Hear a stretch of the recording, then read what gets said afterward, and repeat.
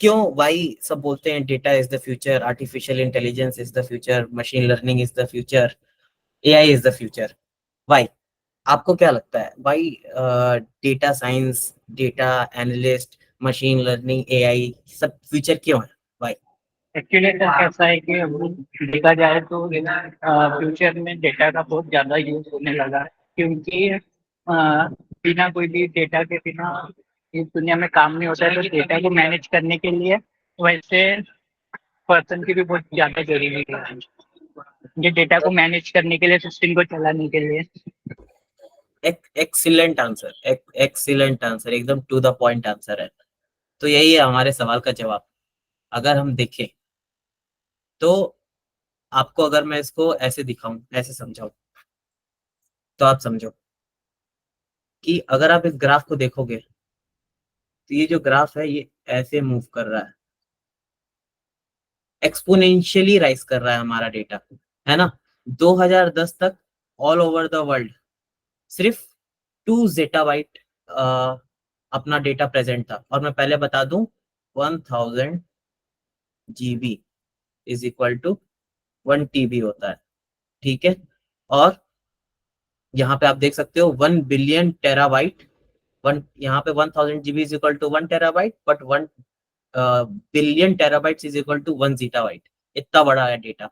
तो अगर आप देखो तो 2010 तक सिर्फ 2 TB डेटा था, ज़ेटाबाइट डेटा था। बट 2015 पे 12 हुआ, फिर 18 पे 33 ज़ेटाबाइट हो गया, फिर 47 2020 में। 2025 में एस्टिमेटेड है we will have 175 zettabyte of data. 2030 तक ये बढ़ के 612 होने की उम्मीद है, एंड 2035 तक it will be 2142 zettabyte of data. अगर डेटा हमारा इतने एक्सपोनेंशियली राइज कर रहा है तो उसी हिसाब से डिमांड भी होगी, है ना। नॉर्मल डिमांड एंड सप्लाई वाला सिस्टम है। जितना बड़ा डेटा उतने लोगों की जरूरत इसको हैंडल करने के लिए। तो that's why data science and data analytics this is the future, क्योंकि डेटा कभी खत्म नहीं होने वाला है, डेटा बढ़ने ही वाला है। तो जितना डेटा बढ़ेगा डिपेंडेंसी उतनी ही होगी, राइट। तो अब चलिए मान लेते हैं कि हाँ सर, दीपक सर आप सही बोल रहे हो कि डेटा बढ़ रहा है, डेटा की जरूरत है, डेटा की लोगों की जरूरत है, तो चलते हैं, डेटा इज गुड। तो अब सबसे पहला सवाल ये आता है कि क्या क्या चीजें हैं, मतलब डेटा में कौन कौन से लोग का, कौन कौन से पोजीशंस होते हैं, उनका क्या क्या रोल होता है, वो सारी चीजें क्या होती हैं। तो वो मैं बताता हूँ। तो बेसिकली 4 चीजें होती हैं: data analyst, business analyst, data engineer और डेटा साइंटिस्ट। यही है मोटा मोटा समरी जो पूरे डेटा के साथ खेलते हुए आपको हमेशा मिलेंगे। अब इसी में नई नई चीजें निकल के आने लग गई हैं, एमएल इंजीनियर, डेवऑप्स इंजीनियर। तो सारी चीजें इन्हीं की सब ब्रांचेस हैं, बट मोस्टली जो ब्रांच है डेटा की वो इन चारों में डिवाइडेड है: data analyst, business analyst, data engineer और डेटा साइंटिस्ट। अब इनको एक्सप्लेन करने से पहले मैं आप लोगों से पूछना चाहूंगा कि what do you think, what is the difference between all this 4 जो भी हैं पोजीशंस हैं। तो इसका डेटा एनालिस्ट से स्टार्ट करते हैं, है ना। मैं अगर आपको छोटे वे में समझाऊं तो डेटा की क्लीनिंग से लेकर डेटा के विजुअलाइजेशन तक कि कैसा डेटा है, उसमें क्या क्या इंसाइट्स आ सकते हैं, वो सारा काम होता है डेटा एनालिस्ट का, ठीक है। डिसीजन मेकिंग में हेल्प करते हैं ये। तो आप समझो, सपोज करो आपकी एक कंपनी है, राइट, और आपको लॉस हो रहा है, आपकी कंपनी में आपको लॉस हो रहा है, आपको पता नहीं चल रहा है कि यार क्या करें अब। तो आप हायर करते हैं बिजनेस एनालिस्ट को कि भाई ये रहा मेरा कंपनी, ये रहा मेरे कंपनी का डेटा, अब भाई मुझे बताओ कि मैं अपने बिजनेस को कहाँ इंप्रूव कर सकता हूँ, कहाँ इसमें लैग हो रहा है, कहाँ मुझे और इम्प्रूवमेंट की जरूरत है। तो then business analyst comes into the picture, ठीक है। बिजनेस एनालिस्ट का भी हो गया। अब नेक्स्ट चलते हैं डेटा इंजीनियर पे कि डेटा को मैनेज करना। अब डेटा को मैनेज कैसे कर सकता है इंसान।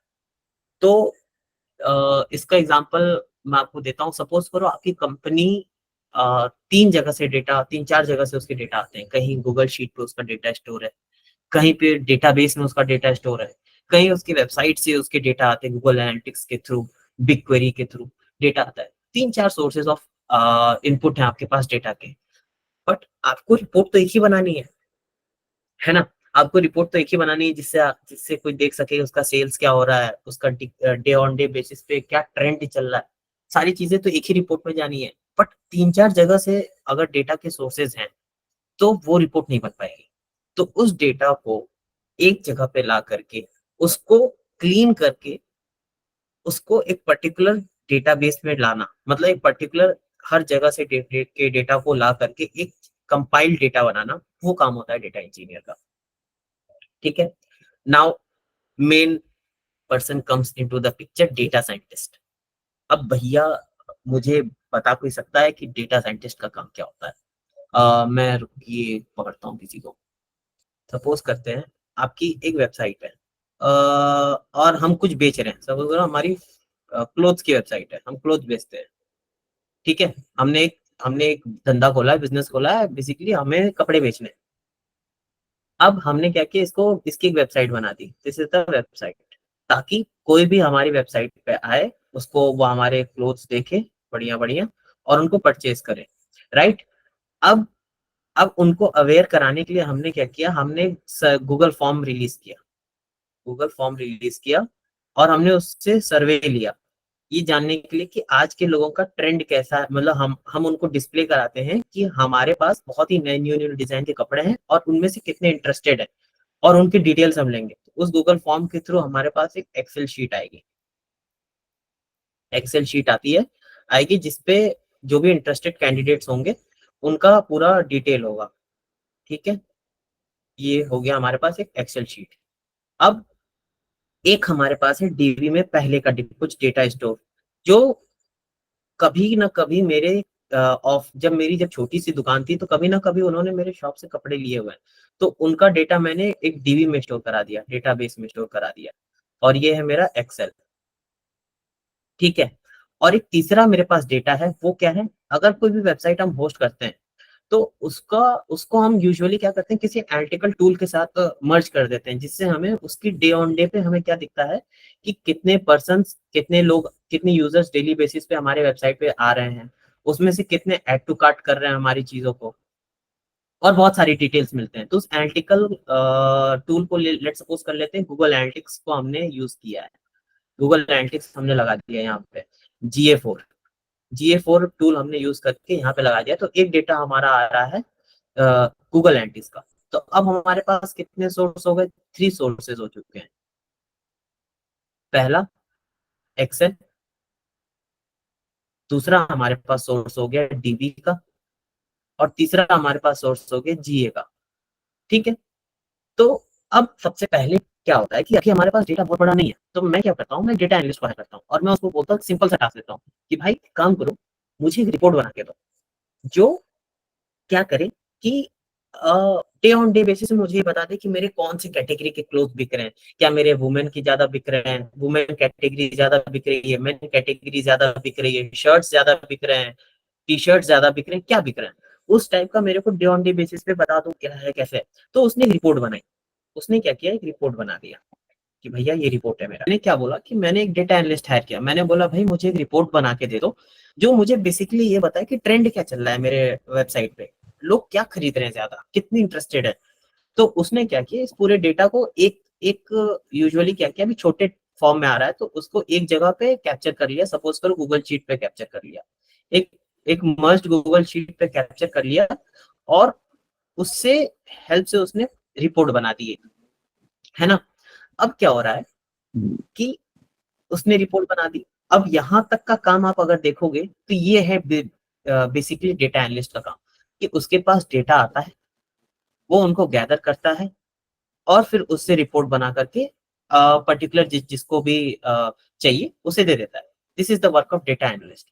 अब अब हम चलते हैं थोड़ा सा उस पर आगे। अब क्या होता है, सपोज करो मैं एक दिन क्या देखता हूँ, अपना डे ऑन डे बेसिस का ग्राफ देखता हूँ। ये हमने फैशन डिजाइनिंग का एक शॉप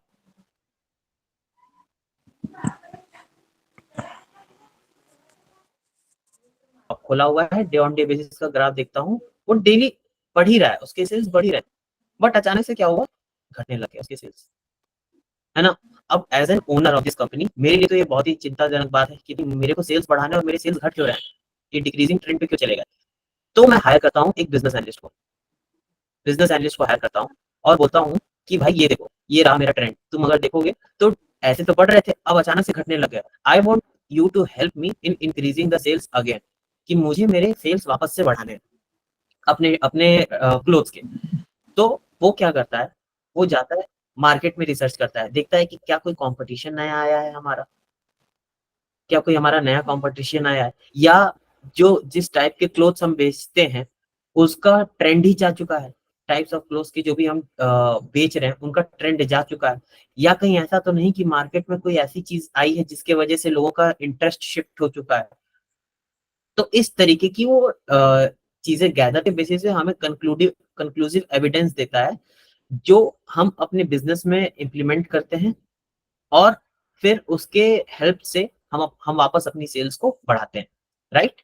तो यहाँ पे ये है बिजनेस एनालिस्ट का काम, कि वो डेटा गैदर करेगा।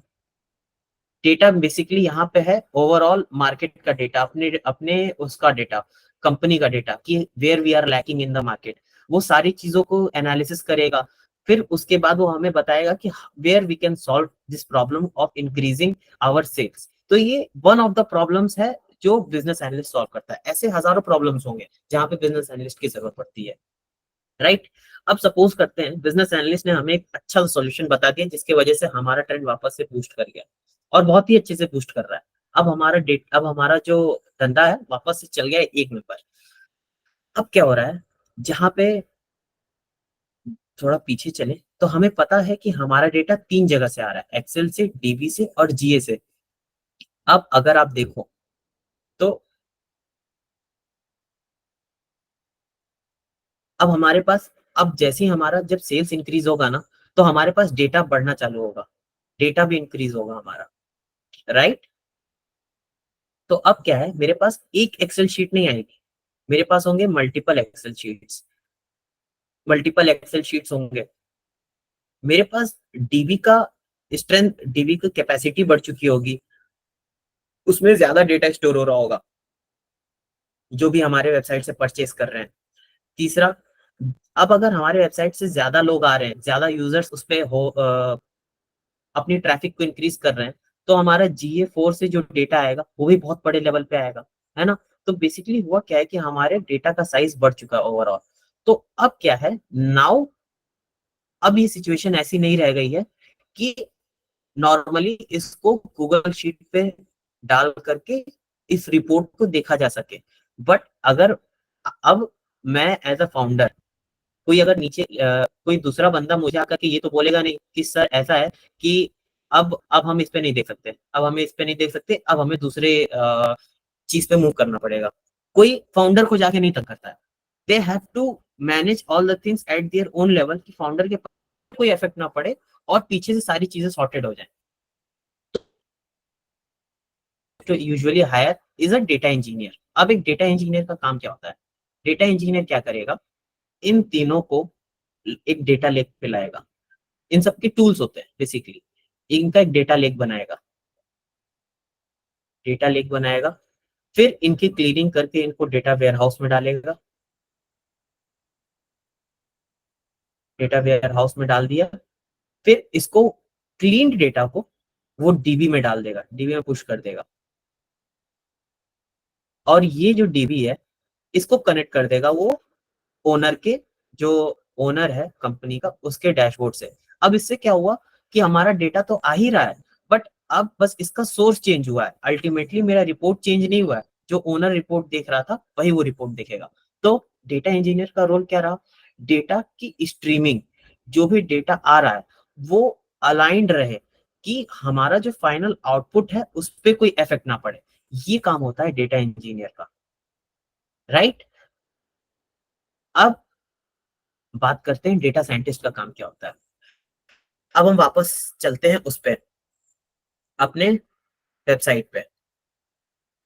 अब मैं क्या नोटिस कर रहा हूँ, मैं नोटिस ये कर रहा हूँ कि जो सेल्स थी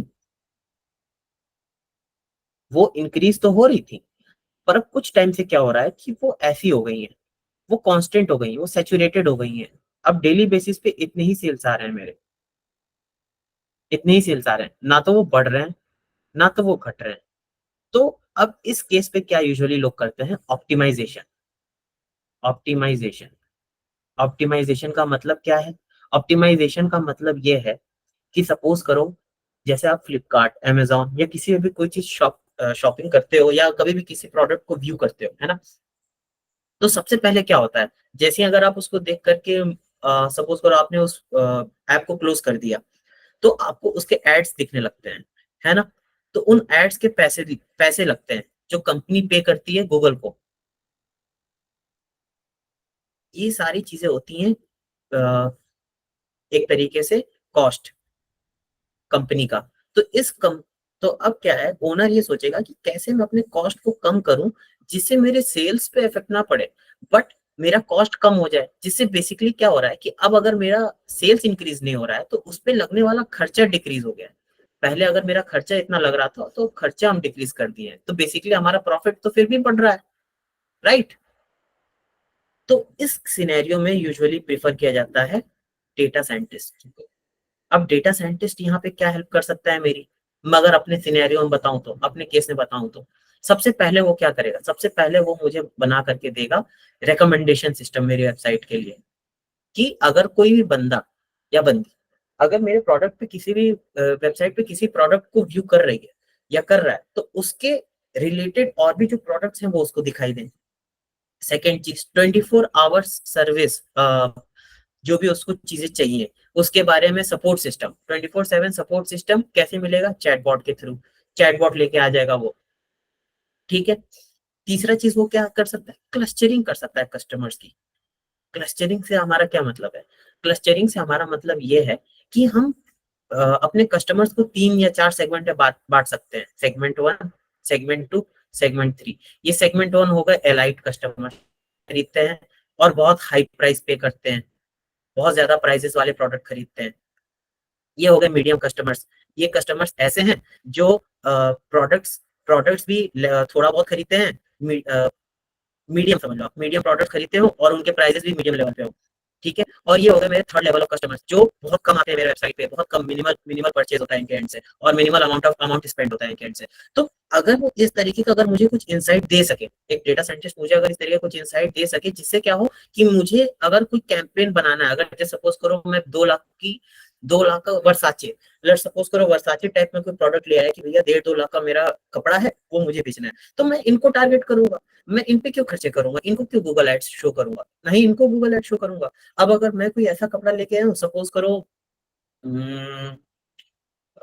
कौन सी कंपनी का एग्जांपल दो, रेमंड्स, सपोज करो रेमंड्स, तो रेमंड्स के लिए मैं मीडियम वालों को भी टारगेट कर सकता हूँ, इनको भी टारगेट कर सकता हूँ।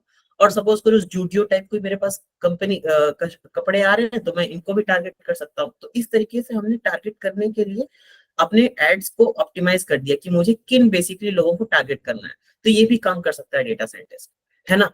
तीसरा, वो मेरे लिए मार्केट मिक्स मॉडलिंग कर सकता है। मार्केट मिक्स मॉडलिंग बेसिकली होता है क्या है, वो बजट ऑप्टिमाइजेशन के कोड्स लिखता है कि मुझे कितना बजट खर्चा करना चाहिए किसी भी कैंपेन पे। तो ये काम होता है डेटा साइंटिस्ट का, राइट। काफी काफी बड़ा हो गया है, तो आपको समझ में तो आया चारों को explanation? Can I get a thumbs up अगर समझ में आ रहा है तो? Data analyst cleans the hmm data और and hmm uh, creates dashboard for insights। Okay एक line, okay business analyst helps hmm in growing the business hmm from data by looking at the data, ठीक है। Hmm business analyst एक line में हो गया। Data hmm engineer maintains the flow of data.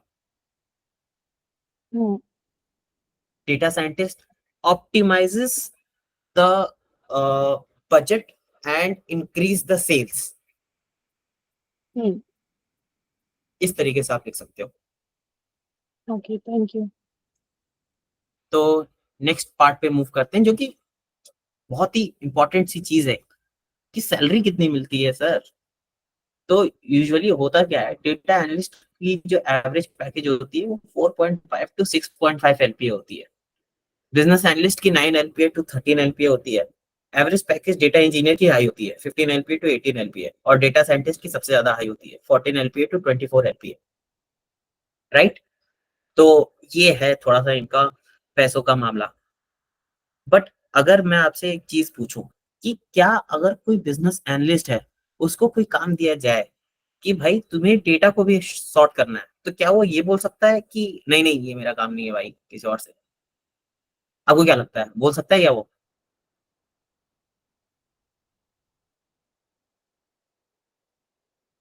प्रगति शिंदे, आपको क्या लगता है कि इनके वर्क्स ओवरलैप करते होंगे आपस में? अभी तक जितनी भी चीजें हमने सुनी है, देखी है, आपको क्या लगता है आपस में data analyst, data engineer, business analyst, data scientist, इनके बीच में कोई ओवरलैप होता होगा? एज अ एनालिस्ट अगर आपको बोला जाए तो यूजुअली क्या होता है ना कि कभी भी आपको उस पे इंडस्ट्री में ऐसे नहीं बोला जाता है कि भाई you are a business analyst, आप डेटा क्लीनिंग नहीं करोगे। आपको जो बोला जाएगा आपको करना पड़ेगा। तो इस तरीके से ओके सर। आप चाहे किसी भी फील्ड के हो, आपके पास कोई भी रोल हो, यू हैव टू नो कि कहाँ पे क्या चीज की रिक्वायरमेंट हो सकती है, और उसके हिसाब से आपको प्रिपेयर रहना पड़ता है। तो ओके। इस चीज का भी मैंने एक वो बनाया हुआ है ओवरलैपिंग वाला। अ, कि देखो, अगर आपके पास नॉर्मल प्रोग्रामिंग स्किल्स है और मैथमेटिक्स, स्टैटिस्टिक्स और नॉलेज है, तो आप मशीन लर्निंग वाले सेगमेंट में आते हो। बट अगर आपके पास बिजनेस इंटेलिजेंस है और प्रोग्रामिंग स्किल्स है, तो आप डेटा इंजीनियरिंग वाले फील्ड में आ जाते हैं। अगर मैथमेटिक्स है, बिजनेस इंटेलिजेंस है और थोड़ा सा नॉलेज इसका भी है, डेटा साइंस का भी है, तो आप एनालिटिक्स वाले फील्ड में आ जाते हो। बट अगर आप डेटा साइंटिस्ट अपने आप को बोलते हो, तो आपके पास सब चीज का नॉलेज होना चाहिए, सारी के सारी चीजों का नॉलेज होना चाहिए, है ना। मैं आपको ऐसा ऐसा समझाता हूँ होता क्या है बेसिकली। कभी भी आप किसी कंपनी में जाओगे, कभी आप किसी कंपनी में जाओगे, तो वो आपसे क्या बोलते हैं? वो आपसे बोलते हैं कि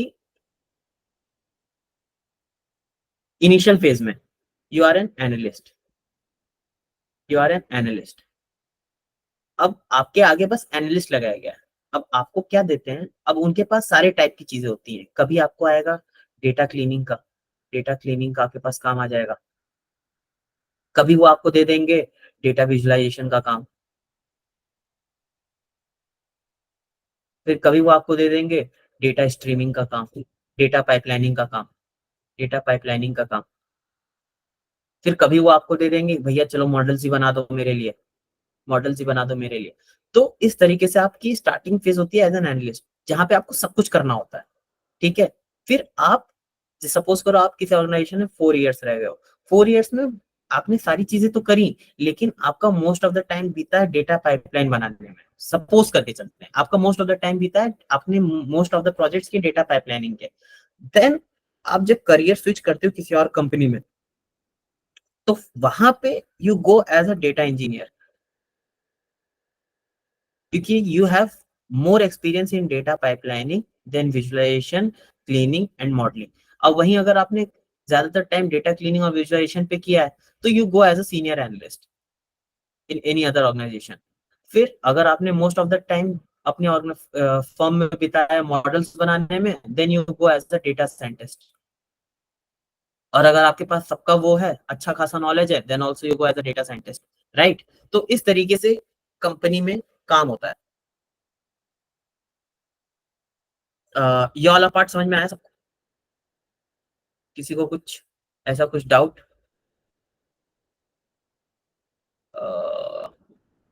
किसी को कोई डाउट नहीं है?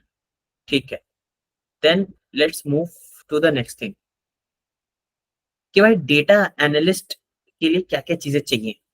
तो सबसे पहला होता है डेटा कलेक्शन एंड एक्सट्रैक्शन, जो कि मैंने आपको बताया था कि डेटा कैसे कलेक्ट करते हैं, कैसे एक्सट्रैक्ट करते हैं, उनकी प्रिपरेशन। अब इनके लिए चीजें क्या होती हैं, मैं आपको बताऊंगा टूल्स की क्या जरूरत है। बट पहले आप कौन कौन से टूल्स की जरूरत है, बट सबसे पहले ये जानते हैं कि उनका काम क्या क्या होता है, मेजोरिटी ऑफ द काम क्या क्या होता है। Data cleaning and preparation, data analysis and exploration, data visualisation, जो भी हमने बातें करी हैं वही सारी चीजें होती हैं इसमें बेसिकली। अब उसके लिए टूल्स क्या क्या रिक्वायरमेंट है, तो आपको सीक्वल में अच्छा होना पड़ेगा। You have to be good at SQL, क्योंकि 90% of the organisation is is working in SQL for their database, means उनका डेटा डेटाबेस में स्टोर्ड है ना।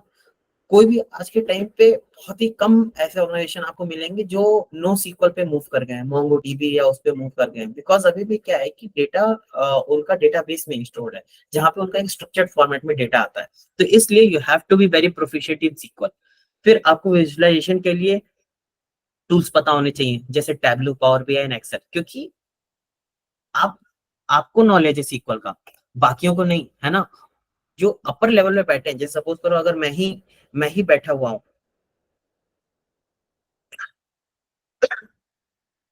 जैसे सपोज करो अगर मैं ही बैठा हुआ हूँ ऊपर लेवल पे, मुझे कोई आइडिया नहीं है, मुझे कोई भी आइडिया नहीं है कि क्या क्या करने वाले हैं, कि पीछे बैकएंड में आप एक्सेल कर रहे हो, पाइथन कर रहे हो, मुझे आइडिया नहीं। मुझे ये देखना है कि मेरा धंधा भाई बन रहा है कि नहीं बन रहा है। तो वो चीज देखने के लिए मुझे देखना है ग्राफ। मुझे नहीं जानना आपको सीक्वल आती है, पाइथन आती है।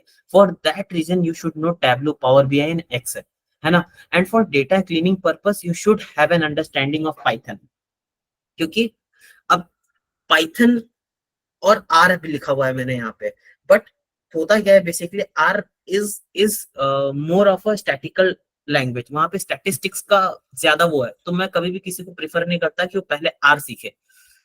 इसलिए मेरी भी फर्स्ट लैंग्वेज पाइथन, मतलब मैंने पहले पाइथन ही सीखी थी, फिर ही आर सीखी थी। और यूजुअली सब पहले पाइथन सीखते हैं फिर ही आर सीखते हैं, बिकॉज आर क्या होता है, वो बहुत ही एडवांस लैंग्वेज है, वहां पे सिर्फ और सिर्फ स्टैटिस्टिक्स की मदद से सारी चीजें सॉल्व होती हैं।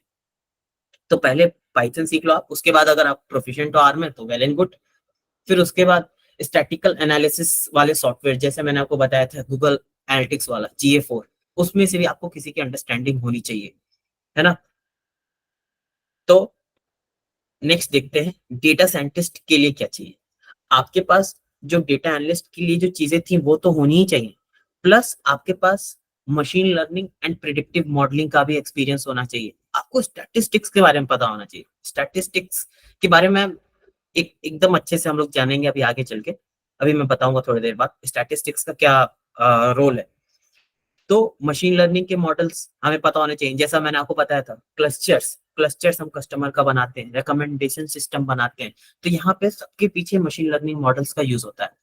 फीचर इंजीनियरिंग के बारे में हमें पता होना चाहिए। फीचर इंजीनियरिंग का क्या होता है, यूजुअली डेटाबेस में अगर आप देखोगे तो there are not 5 to 10 column, 50 columns, कभी कभी 80 कॉलम्स, 100 कॉलम्स, 120 कॉलम्स ऐसे होते हैं। तो क्या हमें 120 कॉलम की जरूरत है? This is the question.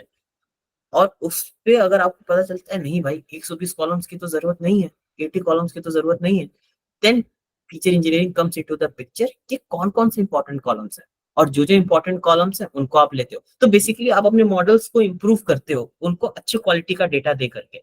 तो वहां पे फीचर इंजीनियरिंग का काम आता है। मॉडल इवेल्युएशन एंड वैलिडेशन बहुत ही इंपॉर्टेंट प्रोसेस। कभी भी आपने अगर कोई मॉडल बनाया और उसकी एक्यूरेसी, उसका प्रिसीजन ये अच्छा नहीं है, तो वो एक गार्बेज से कम नहीं है, उसका कोई मतलब नहीं है। वो कुछ भी आपको प्रेडिक्ट करके दे, you can not depend on that particular system. जैसे सपोज करो मैंने एक हेल्थ केयर कंपनी में मैं काम कर रहा हूँ, सपोज करो मैं एक हेल्थ केयर कंपनी में काम कर रहा हूँ। अब उसने मुझे बोला कि भाई ब्रेस्ट कैंसर का अपने को मॉडल बनाना है जो ये प्रेडिक्ट करके दे डेटा के ऊपर कि इस पर्सन को, पर्टिकुलर पर्सन को ब्रेस्ट कैंसर है कि नहीं है। तो क्या मैं वहां पे जा सकता हूँ विद उसके सामने अपने मॉडल को प्रेजेंट कर सकता हूँ जिसका एक्यूरेसी 80% हो, जिसका प्रिसीजन 80% हो? नहीं, because it is something which is very important, क्योंकि यहाँ पे किसी इंसान की लाइफ की बात होती है। तो सेम थिंग, तो ये सारी चीजें होती हैं। And research and development, research and development is very important guys in data science। every second day एक नया एल्गोरिदम, एक नया चीज निकल के आती है। तो हमेशा आपको अप टू डेट रहना पड़ेगा कि आज क्या चल रहा है, अगले दिन क्या चल रहा है। जैसे फॉर एग्जांपल जस्ट 1 साल 1.5 साल पहले तक लार्ज लैंग्वेज मॉडल्स का कहीं नामो निशान नहीं था, कहीं नामो निशान नहीं था। बट जैसे ही चैट जीपीटी इंट्रोड्यूस हुआ है तब से लार्ज लैंग्वेज मॉडल्स की डिमांड ही बढ़ चुकी है पूरी की पूरी। तो इस वजह से आपको एवरी टाइम अपने आप को अपस्किल करना पड़ता है in the field of data scientist, right. तो ये सारी चीजें हैं। अब इसके लिए आपके पास क्या क्या चीजें होनी चाहिए, आपके पास प्रोग्रामिंग लैंग्वेज का एक वो होना चाहिए, या तो आपको पाइथन आनी चाहिए या तो आर आनी चाहिए, एज आई सेड। ठीक है। मशीन लर्निंग फ्रेमवर्क्स पाइथन के थ्रू यूजुअली होते हैं, साइकिट लर्न, टेंसर फ्लो, ये सारे पाइथन के लाइब्रेरीज हैं। तो ये सारे फ्रेमवर्क्स का आपको नॉलेज होना चाहिए। डेटा को मैनेज करने के लिए सीक्वल या नो सीक्वल डेटाबेसेस, है ना, वो सारी चीजों का आपको डेटाबेस का नॉलेज होना चाहिए। स्टैटिकल एनालिसिस आपकी तगड़ी होनी चाहिए, स्टैटिस्टिक्स, प्रोबेबिलिटी, हाइपोथेसिस टेस्टिंग, ये सारी चीजें इंवॉल्व होती हैं इसमें। और डेटा विजुअलाइजेशन जैसा मैंने कहा था, पावर बीआई या पाइथन की खुद की लाइब्रेरीज होती हैं, मैटप्लॉटलिब, सीबॉन, ये सारी चीजें, इन सबका आपके पास नॉलेज होना चाहिए। तो ये सारी बेसिक रिक्वायरमेंट्स होती हैं डेटा साइंटिस्ट के लिए और डेटा एनालिस्ट के लिए। ठीक है। यहाँ तक किसी को कुछ ऐसा जो समझ में ना आया हो, या कुछ बहुत ही हार्ड एंड फास्ट हो गया? पाइथन। अब हम अच्छे सवाल पे आते हैं। Why why Python? मेरा सबसे पहला सवाल आप लोगों से है कि वाई पाइथन, कि पाइथन ही क्यों जीवन में? आप लोग अच्छा एंड्रू एनजी को जानते हो? एंड्रू एनजी को, अभिनव थुल, आप बताओ why Python. Sir I think वो इजी लैंग्वेज होती होंगी इसलिए पाइथन यूज कर रहे हैं। वेरी गुड, सबसे बढ़िया, बहुत ये बढ़िया, तो सबसे एक्यूरेट आंसर। इजी है, but I want to know more, why Python? Sandhya, आप बताओ। हाँ, बिकॉज पाइथन में बहुत सारी लाइब्रेरीज है, जैसे कि पेंडास, नम्पी, और ऑटोमेशन के लिए भी पाइथन ही यूजुअली यूज होती है, इजी भी है, तो may be because of that. Python sir open source language है। क्या दीपांशु भाई, एकदम दिल ले लिए तुम मेरा एकदम। ओपन सोर्स, मैं लिटरली मैं ओपन सोर्स सुनना चाह रहा था, एकदम मेरी आंख से आंसू आ गया एकदम, बिल्कुल ही। सारे आंसर्स परफेक्ट थे, लेकिन मुझे पर्सनली ओपन सोर्स थोड़ा सा पसंद है। मैं आपको बताता हूँ क्यों। मैं आपको बताता हूँ क्यों, why I like open source. Open source की, आप सोचो पाइथन से पहले जो सबसे अच्छी लैंग्वेज थी वो थी जावा थी, बट ये ओपन सोर्स एक अचानक से आकर के इसने क्या क्या तहलका मचा दिया।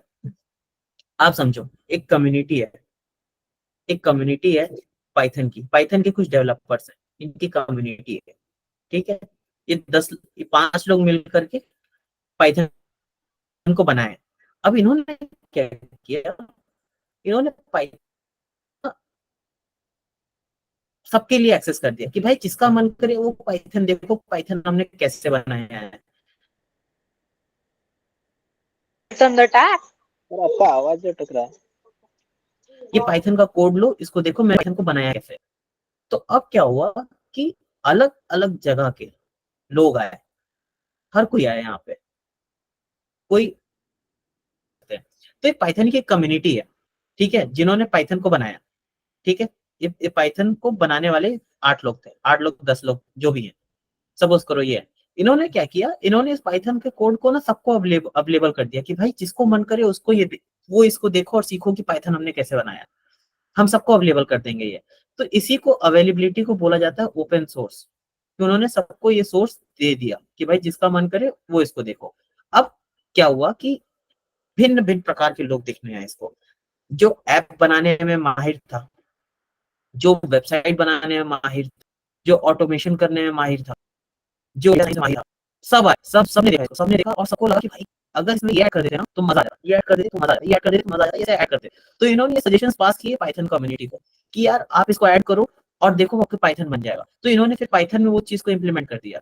फिर दूसरा बंदा है, इसने कहा सर आप ये भी इम्प्लीमेंट करो, उन्होंने ये भी इम्प्लीमेंट कर दिया। तीसरा बंदा है, इन्होंने कहा सर आप ये भी इम्प्लीमेंट करो, उन्होंने फिर ये इम्प्लीमेंट कर दिया। चौथा बंदा फिर आया, उसने कहा भाई ये इम्प्लीमेंट करो, फिर उन्होंने ये भी इम्प्लीमेंट कर दिया। तो इस तरीके से आप एक चीज देखो कि डे ऑन डे पे ये इम्प्रूव ही किया जा रहा है, इसकी लाइब्रेरीज बढ़ती ही जा रही हैं। तो जैसे हम बोलते हैं कि it is easy to read, easy to read, तो चलो पाइथन के डेवलपर्स ने किया, but it has so much libraries in it. वो आया है just because of this open source. कि ओपन सोर्स है ना, तो इसमें इतनी सारी चीजें ऐड हो गई हैं इस टाइम पे कि Python, every single thing is possible with the help of Python. तो दैट्स वाई पाइथन, है ना। आप लोगों को समझ में तो आ रहा है ना? तो नेक्स्ट चीज पे आते हैं नेक्स्ट क्या है, सीक्वल। सीक्वल के बारे में मैं आपको ब्रीफ में बता देता हूँ कि सीक्वल क्या है। सीक्वल आपके डेटा, कुछ डेटा है, डेटा पड़ा हुआ है आपके डेटाबेस में, को आप मैनिपुलेट करना है। तो for manipulating this database you need SQL. तो सीक्वल के थ्रू ही आप इसको मैनिपुलेट कर सकते हो। तो डेटाबेस से इंटरैक्ट करने के लिए सीक्वल लैंग्वेज है, तो that's why you need SQL. अब एक्सेल। एक्सेल, अच्छा मेरे को कोई एक्सेल पास पाइथन है, डेटाबेस है, देन व्हाई एक्सेल? एक्सेल क्यों? बताओ, आप बताओ, एक्सेल क्यों? जब मेरे पास डेटाबेस है, उसको मैनिपुलेट करने के लिए सीक्वल है, उसको क्लीनिंग करने के लिए मेरे पास पाइथन है, तो एक्सेल क्यों? Why Excel? मैं आपको बताता हूँ बेसिकली क्या होता है। क्या होता है ना कि डेटा नॉट एवरी टाइम बड़ा हो सकता है कि हमें जिस डेटा से डील करना है इस पर अभी के लिए that is very little amount, मतलब 135 MB, 100 MB, 90 MB, इतने से ज्यादा बड़ा का डेटा नहीं है ना। तो at that point of time आपको जरूरी नहीं है चीजों को कॉम्प्लेक्स करने की, कि आप उसको डीबी में पुश करो, फिर वहां से पाइथन के थ्रू रीड करो या एसक्यूएल लिखो। That can be very easily done in Excel, है ना। एक्सेल को तब हम यूजुअली इग्नोर करते हैं जब डेटा बहुत बड़ा हो जाता है, क्योंकि एक्सेल की लिमिटेशन है कि इतने सेल से ज्यादा यूज नहीं कर सकते आप, तब हम मूव करते हैं एक्सेल पे। But for shorter amount of data we usually prefer Excel, तो that's why Excel is very good, है ओके ना। सर। हम्म तो अब, ओहो, बहुत ही बढ़िया, स्टैटिस्टिक्स। चलो स्टैटिस्टिक्स तो मैं ऐसे नहीं समझाऊंगा, स्टैटिस्टिक्स तो मैं समझाऊंगा ओके सर। एक गेम। ये 3 वो है, डोर है, ठीक है। ये है 1, डोर 2, डोर 3। अब इन तीनों डोर में से किसी एक डोर में, ठीक है, और किसी 2 डोर में बकरी है, गोट है। तो मैं आपको एक चांस दूंगा कोई एक डोर को सेलेक्ट करने का। आप बताओ कौन से डोर को सेलेक्ट करना चाहो? नंबर 1। नंबर 1 ये आपने चूज किया है ना। Yes sir. अब मैं आपको डोर नंबर 2 बता देता हूँ। डोर नंबर 2 के पीछे गोट है, मैंने आपको दिखा दिया। डोर नंबर 2 मैंने आपको एक्सपोज कर दिया, door number 2 is goat. Now I am giving you a okay. Chance, क्या आपको स्विच करना है अपने आंसर को या नहीं करना है? मैं आपको एक चांस देता हूँ, do you want to switch हाँ योर स्विच आंसर करूंगी 1 फ्रॉम 1 to डेफिनेटली। 3, या आप अभी फिक्स हैं? Why? Because I already know कि 2 पे गोट है, तो मैं वही यूज कर मतलब चूज करूंगी ऑप्शन। 1, yes done. 1 या 3, 1 या 3? नो 2, बिकॉज हमें गोट को ही फाइंड आउट करना है 1। ना डोर के पीछे। 2, 2 नंबर 2। आपको गोट को आपको फाइंड आउट करना था आपको ना सर। पैसे चाहिए? नहीं नहीं, आपको पैसे ओके। चाहिए, आपके पास एक चांस है, आपको पैसे चाहिए। आपने चूज किया है 1, और मैंने हाँ बताया किसी 3 में से किसी 2 हाँ डोर में वोट है, किसी एक डोर हाँ में पैसा है। हाँ आपने चूज किया 1, हाँ। 1 आपने चूज किया, मैंने आपको यस। पीछे तो वोट है ना। अब मैं आपको एक चांस दे रहा हूँ कि आप चाहो तो अपने आंसर को स्विच कर सकते हो। एक के बजाय आप बोल सकते हो कि नहीं, I want to go for 3, या आप अपने आंसर के साथ स्टिक रहना चाहते हो कि भाई डोर नंबर 1 के पीछे ही वो है, बकरी है, बकरी है या पैसा है। तो आप बताओ, do you want to stick with your answer हाँ 1 आई। या you want to switch? Yes I want to stick with my answer. आप डोर नंबर 1। ठीक है, मैं आपको आंसर बता देता हूँ, ये डोर नंबर 3 के पीछे पैसा था। तो this is this is a very straightforward. Simple game of statistics. Okay. क्या मैंने तो आपको बोला ही था कि आपके पास एक आंसर है। तो यूजुअली होता क्या है, मैं आपको स्टैटिस्टिक्स के टाइम पे अच्छे से एक्सप्लेन करूंगा। अभी बस आप ये जान जाओ कि कभी भी हम्म अगर आपको जो वो है गेम का ओनर है वो कभी भी आपको ट्रेजर के बारे में नहीं खोल के दिखाएगा कि भैया इसके पीछे ट्रेजर नहीं, वो हमेशा आपको गोट बताएगा। तो स्टार्टिंग के टाइम पे जब यहाँ पे प्रोबेबिलिटी 1/3 1/3 1/3 की थी, तो जब मैंने इसको एक्सपोज किया कि इसके अंदर गोट है, तो ऑटोमेटिकली ये दूसरा 1/3 जो है ना वो यहाँ शिफ्ट हो जाएगा। तो आपके पास 2/3 चांस है कि जब भी आप अपने आंसर को स्विच करोगे आप जीतोगे ही गेम, और अगर आप स्टिक रहोगे then you will always lose. So this is basic statistics. Okay, ये तो स्टैटिस्टिक्स स्टैटिस्टिक्स के इतना थ्रू अच्छा समझा है। ना सर? हाँ, दिस इस Okay. गेम को आप एकदम आसानी जीत जाते हैं अगर आपको स्टैटिस्टिक्स पता होता है ना। तो ऐसे स्टैटिस्टिक्स देखो आपके कितना इंपॉर्टेंट है ना। तो ये पूरा स्टैटिस्टिक्स मशीन लर्निंग के पीछे पड़ा हुआ है। मशीन लर्निंग का बेस ही स्टैटिस्टिक्स के ऊपर है। तो अगर आपको मशीन लर्निंग सीखनी है, डीप लर्निंग सीखनी है, तो आपको स्टैटिस्टिक्स का तो नॉलेज होना चाहिए। फिर उसके बाद आते हैं आपकी सारी चीजें, machine learning, deep learning and NLP, बाकी सारी चीजें उसके बाद आती हैं।